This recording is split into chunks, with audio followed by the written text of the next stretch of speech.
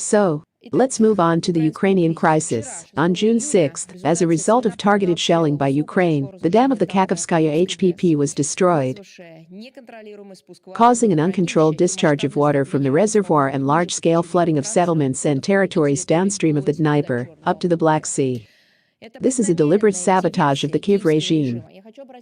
I want to draw your attention to the fact that, of course, as you know, our law enforcement agencies are investigating and a criminal case has been initiated, and all the necessary assessments will be given to this.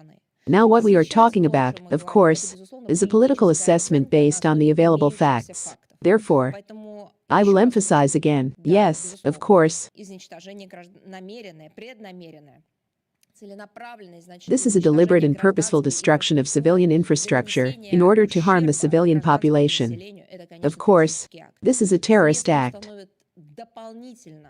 The investigation will additionally establish all the circumstances in this case, and this will be given a clear, final and summarizing assessment, but, at the moment, everything fits the description of this situation. This is terrorism, this is extremism, this is sabotage. So, this deliberate action of the Kiev regime was planned by it in advance. Over the past month, the water level in the Kakhovka reservoir has been artificially raised from 14 to 17.5 meters.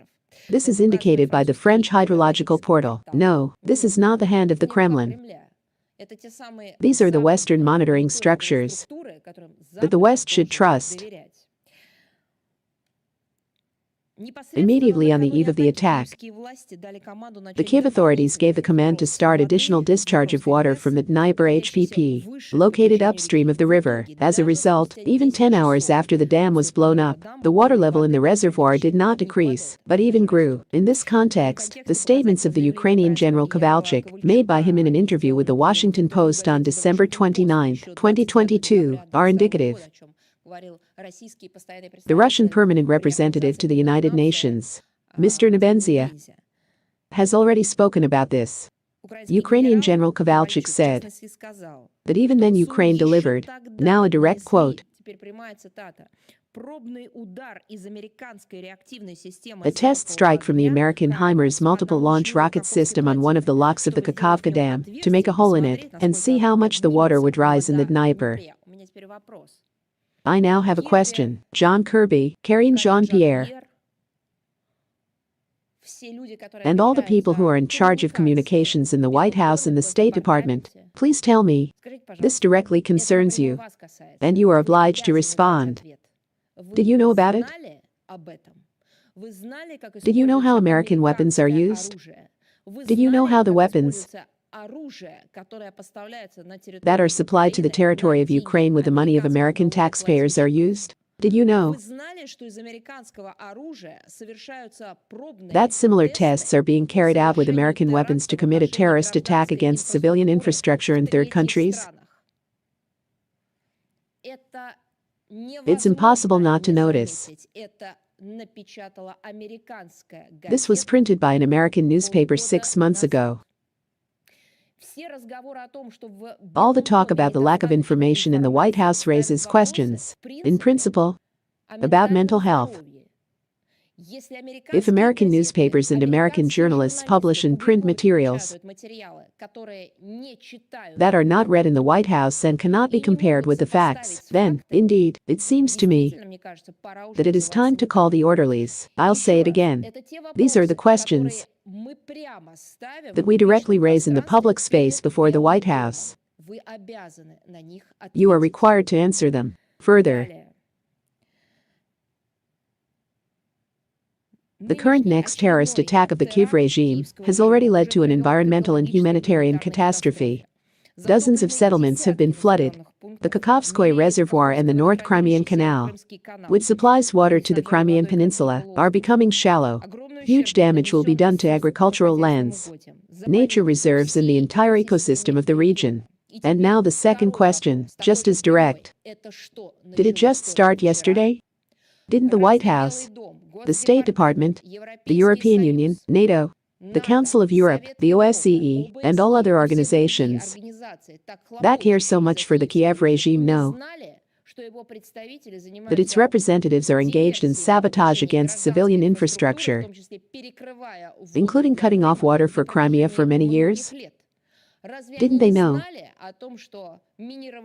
that power lines were being mined? Didn't they know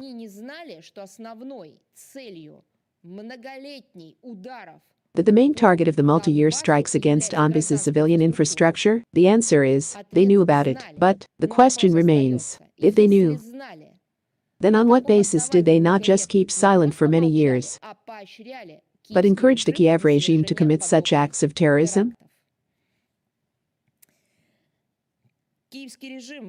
The Kiev regime and its Western masters were clearly intent on creating problems for Russia's Zaporozhye nuclear power plant. Well, they are great.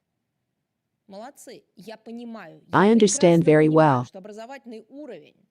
that the educational level of the majority of the population in the United States of America is so low that they can be sold this story as well, as the White House is doing now, and as the State Department is doing. In principle, the European Union and NATO are not far behind, even though they are located on the European continent.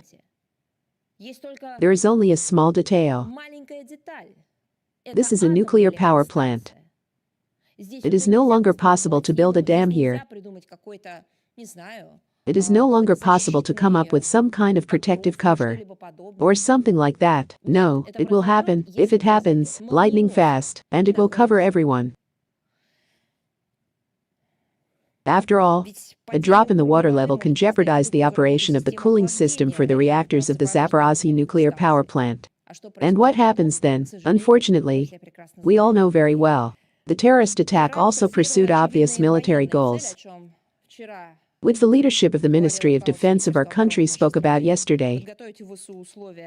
This is to prepare conditions for Ukraine to force the shallow Dnieper in order to strike in the Azov direction as part of the notorious counteroffensive, which is clearly stalling, despite the large-scale military assistance of the United States and their NATO allies. Additionally, today we will also pay attention to this topic.